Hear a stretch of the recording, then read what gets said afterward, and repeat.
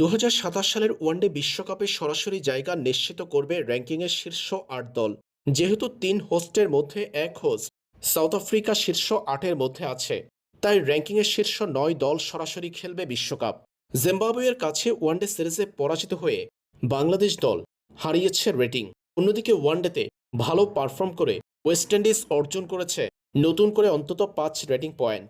ICC ODI team র্যাঙ্কিংয়ে ৮৩ rating point নিয়ে বাংলাদেশের অবস্থান নবম, উইন্ডিজদের ৭৫ রেটিং পয়েন্ট।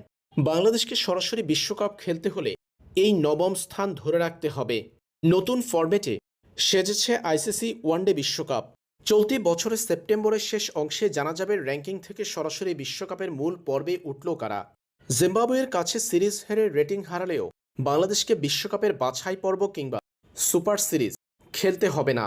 আইসিসি নতুন ফরম্যাটে সাজিয়েছে বিশ্বকাপ আসর, আর সেটা বলছে সুপার সিরিজ কিংবা বাছাই পর্ব খেলতে হচ্ছে না বাংলাদেশের।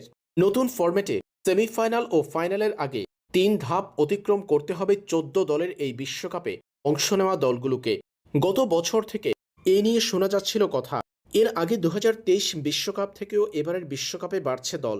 ১৪ দলের অংশগ্রহণে ২০২৭ সালের ক্রিকেট বিশ্বকাপের ১৪ দল চূড়ান্ত হওয়ার পর সেই ১৪ দলের মধ্যে র্যাঙ্কিংয়ের ১২, ১৩ এবং ১৪তম টিমের মধ্যে হবে সুপার সিরিজ।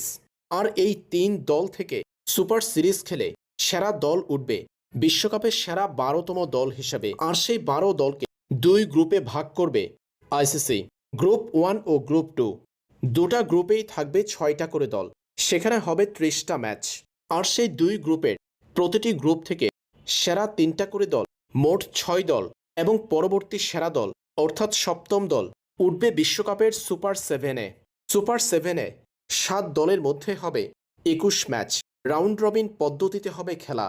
আর সেই ২১ ম্যাচেই চূড়ান্ত হবে ৪ সেমিফাইনালিস্ট। ৭ দল থেকে ৪ সেমিফাইনালিস্টকে বেছে নেওয়া হবে।